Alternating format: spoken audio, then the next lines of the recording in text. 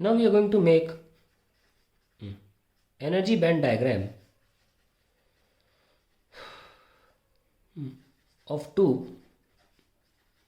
atoms.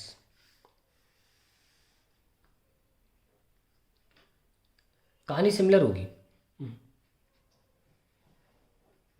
ये atom है मेरा पहला, और मेरा दूसरा एटम है. थोड़ा मैं ऐसे करके दिखा दूँ. तो इसके पहले इलेक्ट्रॉन जो होगा ऐसे मूव कर रहा होगा, इसका भी ऐसे मूव कर रहा होगा. ये 1s ऑर्बिटल है, 1s ऑर्बिटल, फिर 2s ऑर्बिटल, इनका भी 2s ऑर्बिटल, फिर 2p ऑर्बिटल,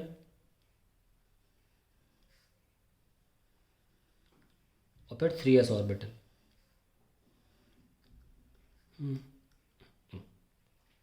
तो अभी ये एटम्स जो हैं आप देख सकते हैं बनाने की जगह नहीं बच रही है. तो कैसे बनाया जाए इसको. आपके सामने एटम का डायग्राम तो बना दिया. अब इसका एनर्जी बैंड डायग्राम कैसे बनेगा वो ध्यान से देखना. ये एटम इतने पास है कि देखो 3s मिक्स हो रहा है ना, इसको मैं उतारूं कैसे उस ग्राफ में. बहुत ध्यान से देखिएगा, यही सारा मुद्दा है सेमीकंडक्टर का.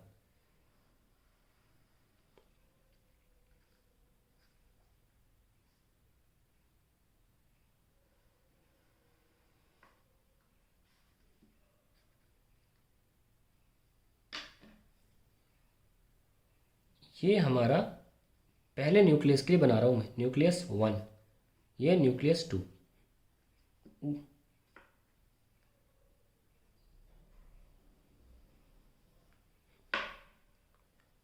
और क्योंकि ये पास आ गए हैं, देखो एक खास बात ये होने वाली है कि इनके एनर्जीज इक्वल जगह पर ओवरलैप भी हो सकती हैं. देखो एक पॉइंट ऐसा है जिस पर दोनों की पोटेंशियल एनर्जी बराबर हो रही है ना. ये लीजिए,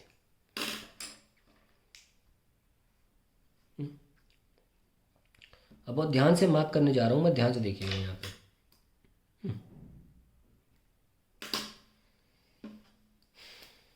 ये हमारा 1s है, इनका भी 1s है. आफ्टर ऑल एक एक एटम है, सब कुछ सेम होगा इसमें.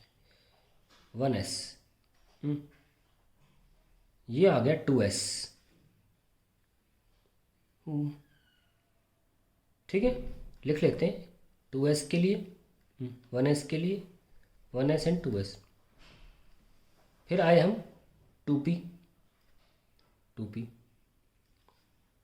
2p तक ठीक था ना, ये 2p था, इसमें कोई इशू नहीं था, वही हम यहाँ बना रहे हैं. लेकिन मिक्स होने का मतलब ये है कि अब जो 3s ऑर्बिटल है वो उन दोनों का मिक्स हो रहा है, यानी कि वो ऊपर चला गया, ओवरलैपिंग रीजन के ऊपर चला गया. क्या मतलब हुआ इस बात का. अभी देखना मैं इसका कंप्लीट डायग्राम में कैसे बनाऊंगा. तो ये ऊपर चला गया, 3s ऑर्बिटल ऊपर चला गया, यानी कि अगर 3s ऑर्बिटल में जो इलेक्ट्रॉन्स हैं जो चक्कर काटते हैं वो यहाँ भी जा सकते हैं, है ना. ये तो मतलब हुआ इस बात का. 3s ऑर्बिटल के इलेक्ट्रॉन सिर्फ इसमें नहीं घूमेंगे क्योंकि मिक्स हो गया. अगर हम कंटिन्यू करते इसको बनाना तो ये तो मिक्स हो जाता, ऐसा बनाना पड़ता फिर हमको. और अगर नीचे लेकर आते तो ऐसे बनाना पड़ता हमें. उसको मैंने ग्राफ में कैसे दिखाया देख लो. ये एक्स पॉइंट मान लीजिए कोई, इसके ऊपर 3s ऑर्बिटल आ गया. इसका मतलब ये हुआ electrons in 3s orbital can wander in the neighbouring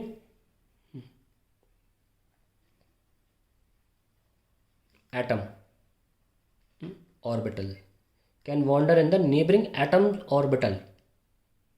अच्छी बात हुई ये तो ये क्या बना है एक्चुअली. तो ये रीजन को क्या बोला जाए. अरे यही तो रीजन होता है. तो अभी तक जो एक एक बना रहे थे वो एटॉमिक ऑर्बिटल्स थे, लेकिन ये जो मिक्स करके बनाया हमने इसका नाम होता है मॉलिक्यूलर ऑर्बिटल. इसको बोलते हैं मॉलिक्यूलर ऑर्बिटल. और ये रीजन जो कहलाता है ये कहलाता है मॉलिक्यूलर ऑर्बिटल. ऐसे बनते हैं मॉलिक्यूल. जब दो एटम्स काफ़ी करीब आ जाते हैं तो उनका एक शेल ओवरलैप हो जाता है एनर्जी के फॉर्म में। यहाँ पर एनर्जी, तो ये रियलिस्टिक सिचुएशन है, ये एनर्जी का ग्राफ है। ये एक एनर्जी है जो दोनों की बराबर है, और इसके ऊपर जो अगर एनर्जी इलेक्ट्रॉन्स अटेन कर लेते हैं तो वो एक दूसरे के न्यूक्लियस में आ सकते हैं। एक और बात है, इस तरीके इसी चीज़ को अलग तरीके से भी बोल सकते हैं जो कि काम आएगी बाद में। क्या? The nucleus has an effect on the electron of 3s orbital of other nucleus effect हो जाता है। इफेक्ट का मतलब क्या हुआ भाई? न्यूक्लियस पॉजिटिव है, इलेक्ट्रॉन नेगेटिव है। इफेक्ट का मतलब ये हुआ कि न्यूक्लियस का पॉजिटिव चार्ज अब उसके इलेक्ट्रॉन पर भी असर डाल सकता है, अट्रैक्ट कर सकता है। तो यहाँ पर फ्री इलेक्ट्रॉन्स पेन से, अपने पेंसिल से जिससे चाहे बना ले, ऐसे वॉन्डर कर सकते हैं इलेक्ट्रॉन्स। ऐसी ये लाइन ज़रूर बनाना, इलेक्ट्रॉन्स वॉन्डर कर रहे हैं। ठीक है, वो इस एटम से उस एटम में जा सकते हैं। 2 एटम का बना दिया मैंने। इसका मतलब क्या हुआ? न्यूक्लियस का असर है, इस न्यूक्लियस का असर इस इलेक्ट्रॉन पे, इस न्यूक्लियस का इस इलेक्ट्रॉन पे। हमने एटम में क्या पढ़ा था? हमने एटम में पढ़ा कि E1 है -13.6, E2 है -3.4, E3 है -1.51। ये वैल्यूज़ कैसे आई? ये अकेले न्यूक्लियस की वजह से, जो उसके इलेक्ट्रॉन पर असर था उसकी वजह से आई। पर मॉलिक्यूलर ऑर्बिटल में एग्जिस्ट करने वाले इलेक्ट्रॉन्स पर दूसरे न्यूक्लियस का भी असर होता है। ये फिक्स्ड एनर्जीज थी, फिक्स्ड। लेकिन अब जो इलेक्ट्रॉन्स मॉलिक्यूलर ऑर्बिटल में आते हैं उनकी एनर्जीज फिक्स नहीं होंगी। अब वो कुछ रेंज ऑफ एनर्जीज को अटेन कर सकते हैं। ज़रूरी नहीं -1.51 हो, अब -1.4 से लेकर -1.8 हो सकता है। तो एनर्जी लेवल्स नहीं होंगे। अब लेवल तो एक चीज़ हुई ना, एक अकेली लेवल, एक लाइन इसी वैल्यू पर।